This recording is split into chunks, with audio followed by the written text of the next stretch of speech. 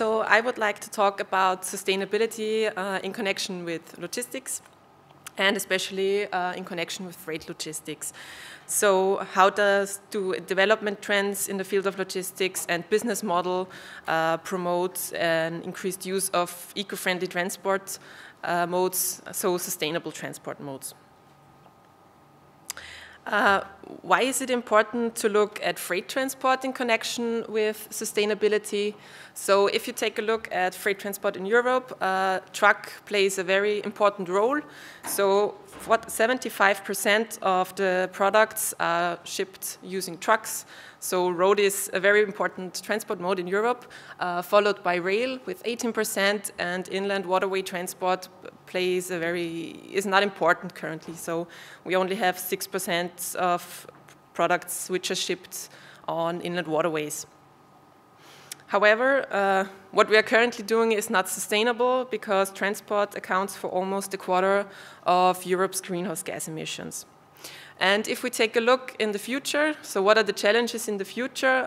Freight transport is not going to decrease, but to increase, because if you want, you can now take out your phone and order something from China, and it's going to be delivered very fast. So also international transport is going to increase, which also leads to the challenge that CO2 emissions are again increasing. But we're also facing the challenge that there are bottlenecks in infrastructure. So especially roads there's limited capacity for roads. So the roads are also already congested, and there are a lot of traffic jams affecting logistics, and which are expensive. And in addition, the public and political pressure is increasing because society is getting more aware of the importance of sustainability and is demanding sustainable products and sustainable transport, and doesn't want to be influenced by freight transport.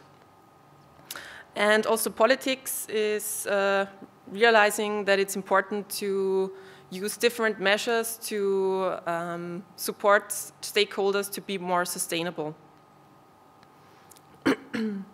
But however, currently it's not working. So one solution is to increase the use of sustainable transport modes in the future.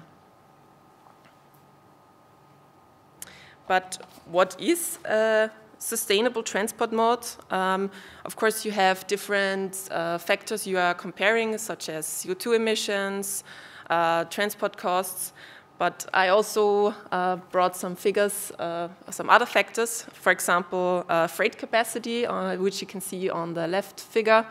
You can see that an inland vessel with a capacity of 7,000 net tons can transport as much as 280 trucks with a capacity of 25 net tons.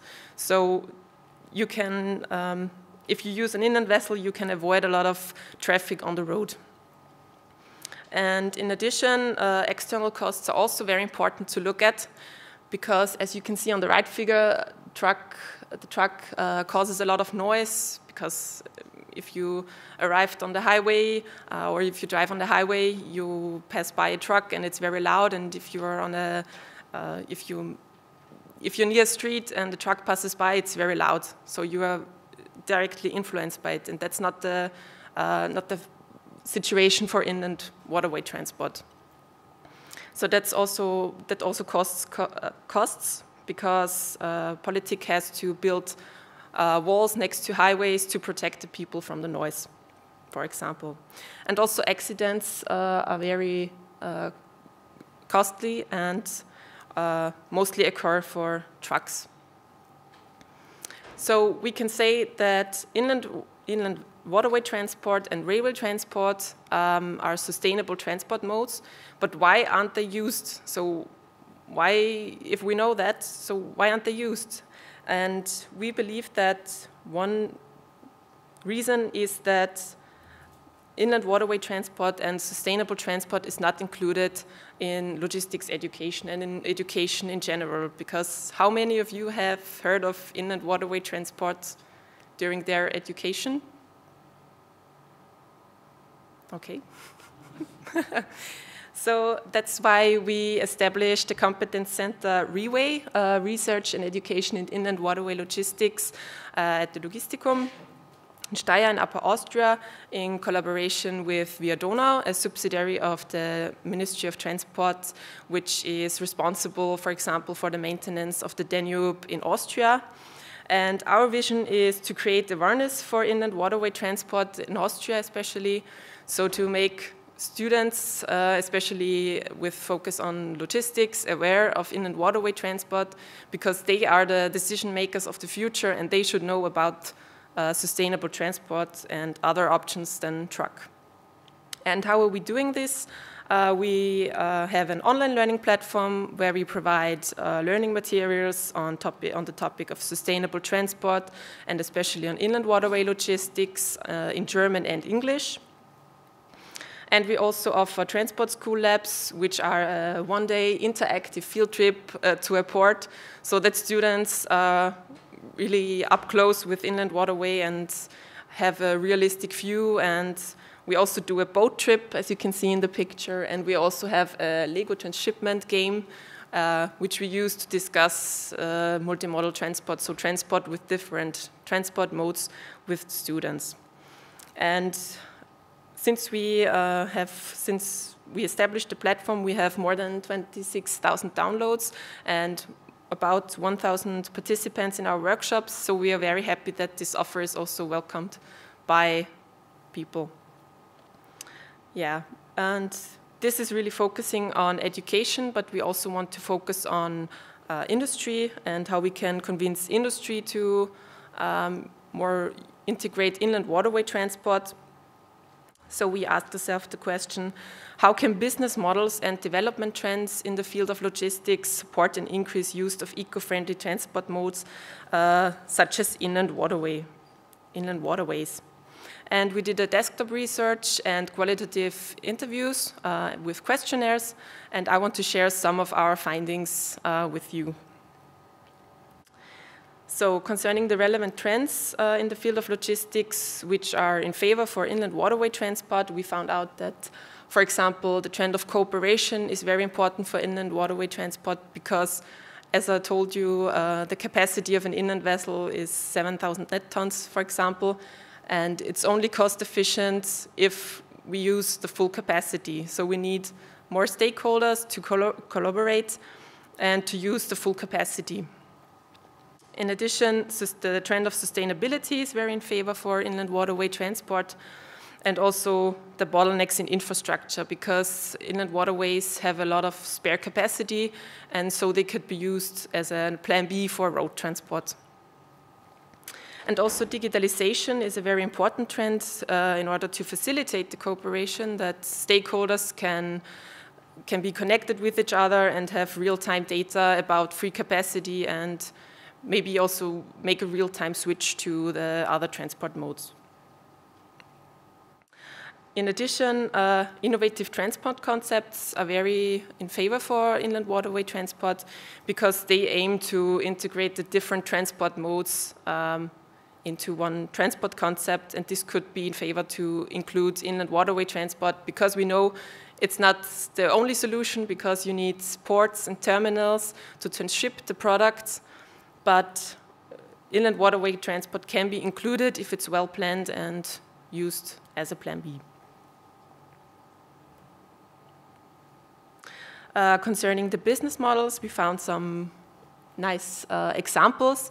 For example, in Paris, 2 food groceries are using inland waterway transport. That's the company Vers Chez Vous and Franprix.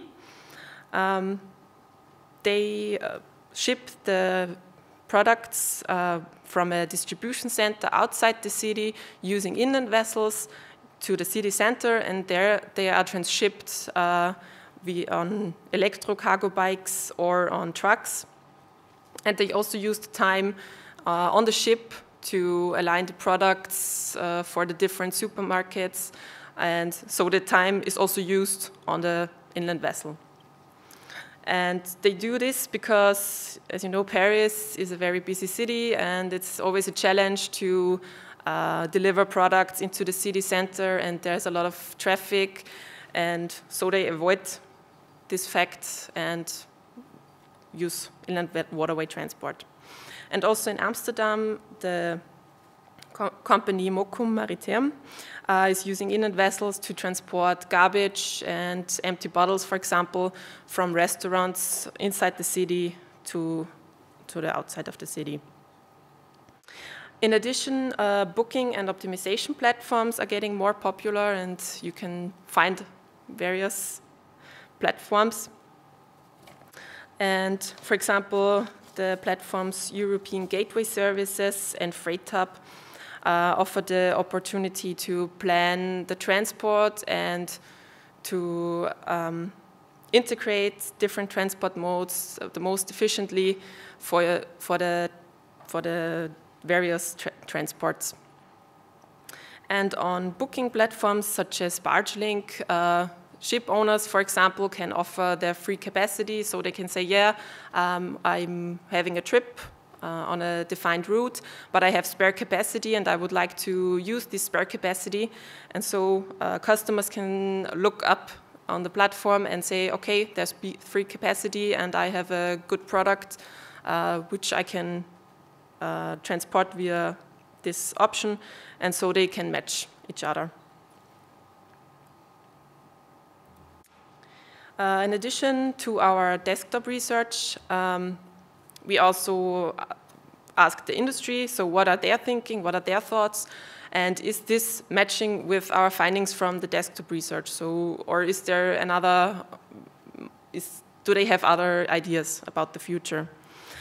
And so we did a questionnaire and telephone interviews with stakeholders from Austria, and our main findings were that they also thought that inland waterway transport is currently not an important part of multimodal transport, so transport with different transport modes, which is in line with literature, but they are optimistic about the future and believe that in the future it's going to be more used. They also believe that the relevant trends are sustainability, digitalization, and cooperation, so to work together in order to use the full capacity of inland vessels. We also asked them about measures to increase the competitiveness of inland waterway transport in the future, and they believe that it's necessary to have qualified personnel because currently to work in the field of inland waterway transport is not quite attractive, but if we have the qualified personnel in the future, we will be able to use it more efficiently. And also technological developments are necessary to facilitate cooperation and the sharing of information to, as I said, to know if there's free capacity and to work together to use the full capacity. And what was very interesting is that they said that the most important measure to realize a shift to inland waterway transport is to create awareness and to realize a mind shift and to make people aware of this transport mode, and so that everybody is informed and has the knowledge and about this transport mode. Yeah, so what are our conclusions is that trends in the field of logistics are beneficial for inland waterway transport, so the different trends provide the opportunity for inland waterway transport to be more used in the future, and that also new innovative business models may encourage an increased use of inland waterway transport because, as I told from the examples, food is not a typical product shipped by inland vessels, but if it's a good opportunity and the right frame situation for that, it can be used and efficiently used. And that, of course, the mind shift is crucial. So to inform people about inland waterway transport and to give them the knowledge to do the shift. So what are our next steps? Are to expand our learning materials on our platform, also that the materials can be used by industry, so by the other target group, and also to offer more workshops for industry stakeholders and to build up a new workshop design for them. And we also thought about further research to expand our interviews with stakeholders from other countries in Europe, for example, from the Netherlands, because their inland waterway transport is more used, and to get their ideas of the future and to promote inland waterway transport in Europe. So that's from my side. Thank you very much for your attention.